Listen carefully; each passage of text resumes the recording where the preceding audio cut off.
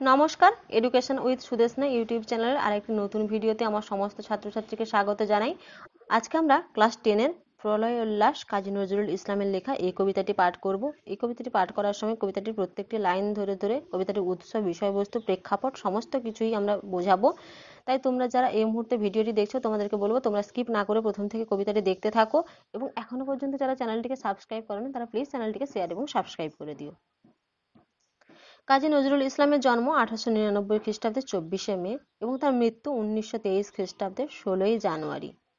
তার উল্লেখযোগ্য কয়েকটি কাব্যগ্রন্থ হল অগ্নিবীণা, বিষের বাঁশি, ফণিমনসা, চক্রবাক, সাম্যবাদী, সঞ্চিতা, দোলনচাঁপা, ছায়ানট, সর্পহারা প্রভৃতি। তোমাদের এই পাঠ্য কবিতা প্রলয়োল্লাস এই কবিতাটির উৎস আগে জানব।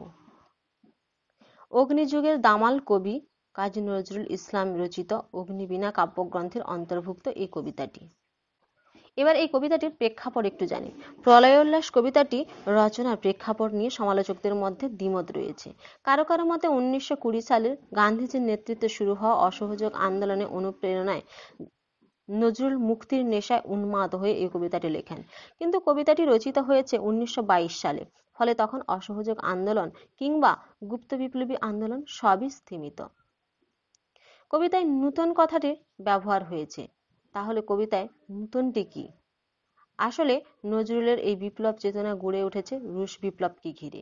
1921 সালের শেষ দিকে ভারতে স্থাপিত হয় কমিউনিস্ট পার্টি, আর কমিউনিস্ট আদর্শের নতুন বিপ্লবের প্রেক্ষাপটে তিনি লেখেন প্রলয় উল্লাস কবিতাটি।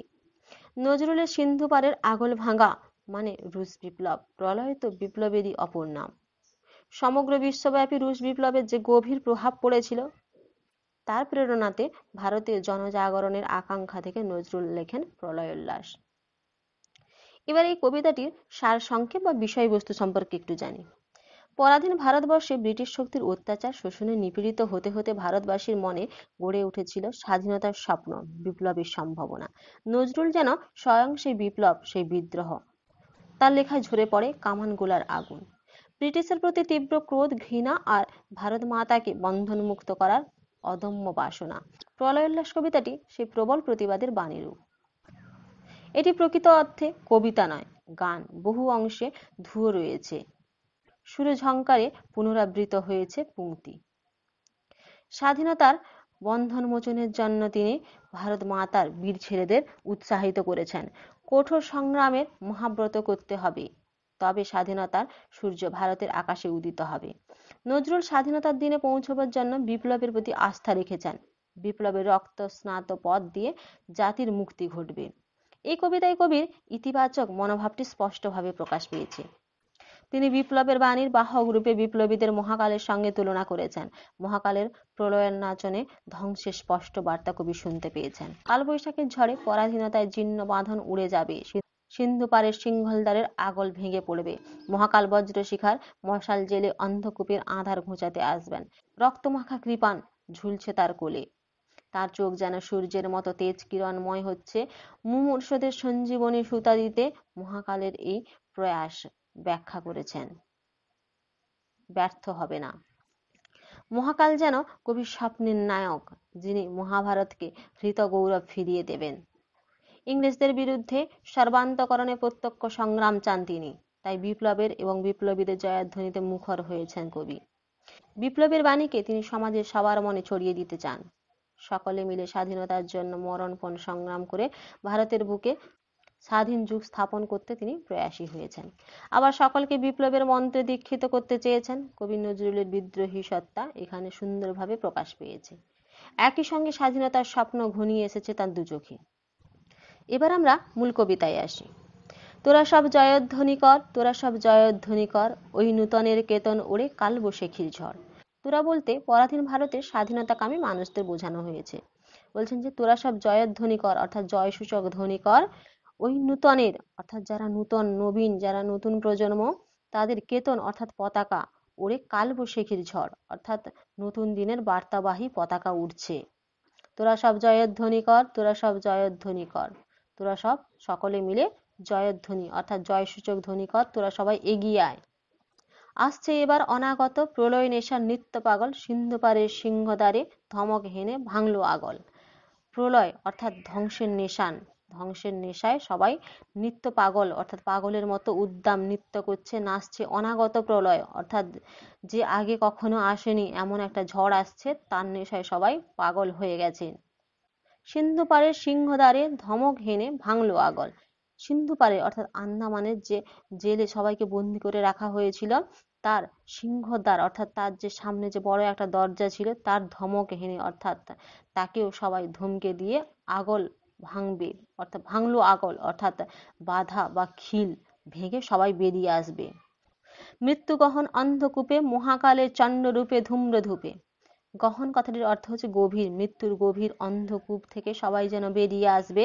মহাকালের চন্ডরূপ, মহাকাল হচ্ছে মহাদেবকে মহাকাল বলা হয়। তরুণ বিপ্লবীদের সঙ্গে তিনি মহাদেবের তুলনা করে বলেছেন চন্ডরূপ অর্থাৎ ভয়ঙ্কর রূপ ধারণ করে, ধূম্রধূপে অর্থাৎ ধোঁয়া, ধূপের ধোঁয়ায় সবাই যেন মুক্ত হবে, মঙ্গলের সূচনা ঘটবে।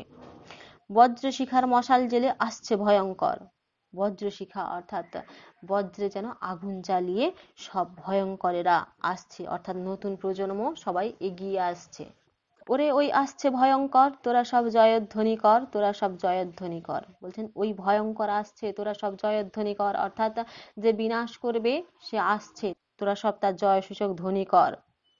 ঝামর তাহার কেশের দোলায় ঝাপটা মেরে গগন দুলায়। ঝামর অর্থাৎ ঝামার রং বা ধূসর, কেশের দোলায় অর্থাৎ চুলের দোলায় ঝাপটা মেরে, ঝাপটা মানে হচ্ছে ঝাপট, ঝাপট মেরে গগন দুলায় অর্থাৎ চারিদিকে পৃথিবীকে দুলিয়ে দিচ্ছে। সর্বনাশী জ্বালামুখী ধূমকেতু তার চামর দুলায়। ধূমকেতু কথাটির অর্থ হচ্ছে আকাশে দেখতে পাওয়া যায় ঝাঁটার মতো একটা জিনিস, তাহলে ধূমকেতু। চামর হচ্ছে চামড়ি গায়ের লেজের চুল বা লোম বিশেষ, যা পুজো অর্চনার কাজে ব্যবহার করা হয়, মাথায় বোলানো হয়। তা দিয়ে সর্বনাশী জ্বালামুখে ধূমকেতু নিয়ে যেন চামর বোলাচ্ছে। বিশ্বপাতার বক্ষ কোলে রক্ত তাহার কৃপাঞ্জলি দোদুল দোলে।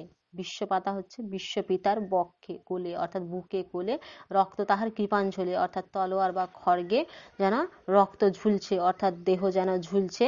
দোদুল দোলে মানে দোলনার মতো করে ঝুলছে। অট্টরোলের হট্টগোলে স্তব্ধ চরাচর। অট্টরোল মানে অত্যন্ত চিৎকারের, স্তব্ধ মানে শান্ত, হট্টরোল মানে হাটের মতো হয়ে চিৎকার হচ্ছিল, চরাচর মানে গোটা পৃথিবীতে যেন অত্যন্ত চিৎকার হচ্ছে, আবার কখনো শান্ত হয়ে যাচ্ছে পৃথিবী। ওরে ওই স্তব্ধ চরাচর, তোরা সব জয়ধ্বনি কর, তোরা সব জয়ধ্বনি কর। বলছে এবার চারদিক শান্ত হয়ে গেছে, এবার তোরা জয়ধ্বনি কর। দ্বাদশ রবির বহ্নি জ্বালায় ভয়াল তার নয়ন কটায়। দ্বাদশ রবি মানে 12টা সূর্য, বহ্নি জ্বালা মানে অগ্নি দহনে, ভয়াল মানে ভয়ঙ্কর, নয়ন কটায় মানে তৃতীয় নয়নে। রবি 12টা রবির অর্থাৎ 12টা সূর্যের আগুন যেভাবে প্রখর ভাবে যায়, তেমন ভাবে যেন ভয়ঙ্কর ভাবে তৃতীয় নয়নে অর্থাৎ ঠাকুরের, শিব ঠাকুরের তৃতীয় নয়নে সেইভাবে যেন জ্বলছে। দিগন্তরের কাঁদন লুটায় পিঙ্গল তার ত্রস্ত জটায়। পিঙ্গল কথাটির অর্থ হলো পিং বর্ণ, আর ত্রস্ত মানে ভয়, জটায় মানে মাথার জটায়। দিগন্তর অর্থাৎ অর্থাৎ দিগন্তরের অর্থাৎ চারিদিকে যেন পিত বর্ণ, ত্রস্ত ভয় মাথার জটায়, অর্থাৎ ভগবান শিবের মাথার জটায় যেন ভয় লুটছে। বিন্দু তাহার নয়ন জলে সপ্ত সিন্ধু দোলে কপল তলে। বলছে বিন্দু বিন্দু জল ঝরছে, নয়ন জল চোখের জল ঝরছে। সপ্ত সিন্ধু বলতে সিন্ধু, ঝিলাম, চেনার, রবি, সুতলেজ, বিয়াস এবং ইরাবতী নদীকে বলা হয় সপ্ত সিন্ধু। সপ্ত সিন্ধু দুলছে কোথায়? কপল তলে অর্থাৎ গালের ওপর যেন দুলছে। বিশ্বমায়ের আসন তারই বিপুল বাহুর পর। বিশ্বমায়ের আসন যেন তারই বিপুল বাহু অর্থাৎ হাতের উপরে যেন ছড়িয়ে আছে। হাঁকে ওই জয় প্রলয়ঙ্কর, তোরা সব জয়ধ্বনি কর, তোরা সব জয়ধ্বনি কর। হাঁকে মানে ডাকে, প্রলয়ঙ্কর মানে কি ধ্বংসকারী মূর্তি বা সর্বনাশী, সে ডাকছে, তোরা সব জয়ধ্বনি কর। মাভুই মাভুই জগৎ জুড়ে প্রলয় এবার ঘনিয়ে আসে। মাভুই মাভুই মানে ভয় নেই, ভয় নেই, এইভাবে প্রলয় মানে ধ্বংস যেন ঘনিয়ে আসছে আমাদের কাছে। জরায় মরা মুমূর্ষদের প্রাণ লুকোনো ওই বিনাশে। জরায় মানে যারা জীর্ণকায়, যারা মৃতপ্রায়, তারাও প্রাণ লুকোচ্ছে এই বিনাশে, এই বিনাশের ভয়ে তারাও যেন প্রাণ লুকাচ্ছে। এবার মহানিশার শেষে আসবে উষা অরুণ হেসে করুণ বেশে। মহানিশা অর্থাৎ কাল রাত্রির শেষে সূর্য এবার আসবে, নতুন সূর্য হেসে আসবে করুণ বেশে অর্থাৎ কষ্টের রূপ ধারণ করে আসবে। দিগম্বরে জটায় হাসে শিশু চাঁদের কর। দিগম্বর অর্থাৎ মহাদেবের জটায় অর্থাৎ মাথায় কে হাসছে, শিশু রবি অর্থাৎ মহাদেবের জটায় দেখবে মাথার উপরে একটা ছোট্ট চাঁদের অংশ থাকে, দেখতে পাওয়া যায়। তাই বলছেন যে তার কিরণ অর্থাৎ কর মানে কিরণ, তারও কিরণ দেখা যাবে। আলো তার ভরবে এবার ঘর, সেই চাঁদের আলোয় ঘর যেন চারিদিক ভরে যাবে। তোরা সব জয়ধ্বনি কর, তোরা সব জয়ধ্বনি কর। ওই যে মহাকাল সারথি রক্ত তড়িৎ চাবুক হানে। মহাকাল সারথি অর্থাৎ যিনি রথ চালনা করেন তাকে বলা হয় সারথি। তার মহাকাল অর্থাৎ মহাকালের সারথি কি করবেন, রক্তের তড়িৎ বইয়ে দিবে, চাবুক হেনে চাবুকের আঘাতে চারিদিকে রক্তের তড়িৎ বইয়ে দেবে। রনিয়ে ওঠে হেসার কাঁদন বজ্রনাদে ঝড় তুফানে। ঘোড়ার ডাককে হেসা বলা হয়। হেসার কাঁদনে চারিদিক রঙিয়ে উঠবে, চারিদিকে যেন রণ অর্থাৎ যুদ্ধের ঘোষণা হবে। ফুরের দাপট তারায় লেগে উল্কা ছুটায় নীল খিলানে। গগনতলে নীল খিলানে। নীল খিলান কথাটির অর্থ হচ্ছে আকাশের মাঝখানে গম্বুজ অর্ধবৃত্তাকার একটা জিনিস, যেটা খুরের দাপট অর্থাৎ ঘোড়া যখন দ্রুত গতিতে ছুটে যাবে তখন মনে হবে যেন তার যে তীব্র শব্দ, যেন মনে হবে আকাশের মাঝখানে অর্ধবৃত্তাকার একটা নীল খিলান দেখা যাচ্ছে, গম্বুজ অর্ধবৃত্তাকার একটা গম্বুজ দেখা যাচ্ছে। অন্ধকার আর বন্ধকূপে দেবতা বাধা যজ্ঞযূপে পাষাণ স্তূপে। যজ্ঞযূপ মানে যজ্ঞের সময় যে কাঠে মাথা রেখে বলি দেওয়া হয়, সেই কাঠে বন্ধকূপের মধ্যে রেখে পাষাণ স্তূপে তাকে বলি দেওয়া হবে। এই তোরে তার আসার সময় ওই রথ ঘর ঘর। রথ ঘর ঘর মানে রথ আসার শব্দ, বলছে এই তো তার আসার সময় হয়েছে। শোনা যায় ওই রথ ঘর ঘর, তোরা সব জয়ধ্বনি কর, তোরা সব জয়ধ্বনি কর। বলছেন যে শোনা যায়, ওই রথের আওয়াজ শোনা যায়, তোরা সব জয়ধ্বনি কর, তোরা সব জয়ধ্বনি কর। অর্থাৎ নতুন প্রজন্ম, নতুনদের আগমনের সময় হয়েছে, তার শব্দ পাওয়া যাচ্ছে, তাই বলছেন যে তোরা সকলে মিলে জয়ধ্বনি কর। অর্থাৎ এই পরাধীন ভারতবর্ষকে স্বাধীনতা দেওয়ার জন্য নতুনদের, বিপ্লবীদের আগমন ঘটছে। ধ্বংস দেখে ভয় কেন তোর, প্রলয় নূতন সৃজন বেদন। ধ্বংস দেখে তোর কেন এত ভয়? যদি পুরনোকে না ধ্বংস করতে পারি তাহলে তো নতুনের আগমন ঘটবে না, তাহলে ধ্বংস দেখে এত ভয় কিসের? প্রলয় নূতন সৃজন বেদন, অর্থাৎ প্রলয় না হলে নূতন সৃজন অর্থাৎ সৃষ্টির বেদনা ঘটবে না। আসছে নবীন জীবন হারা অসুন্দরে করতে ছেদন। যেগুলো অসুন্দর, যেগুলো আমাদের জন্য ভালো নয়, হিতকর নয়, তাদেরকে নাশ করতে আসছে। কারা আসছে? নূতন। কারা আসছে? নবীন অর্থাৎ নূতন বা যুবকরা আসছে সেই সব অকল্যাণকর জিনিসকে নষ্ট করতে। তাই যে এমন কেশে বেশে প্রলয় বয়েও আসছে হেসে মধুর হেসে। তাই যে এমন কেশে বেশে অর্থাৎ চুলে সাজিয়ে এমন ভাবে আসছে প্রলয় মানে তাণ্ডব করতে, বয়েও আসছে হেসে মধুর হেসে, মিষ্টি মুখে তারা এগিয়ে আসছে, হাসি মুখে তারা এগিয়ে আসছে। ভেঙে আবার গড়তে জানে সে চির সুন্দর।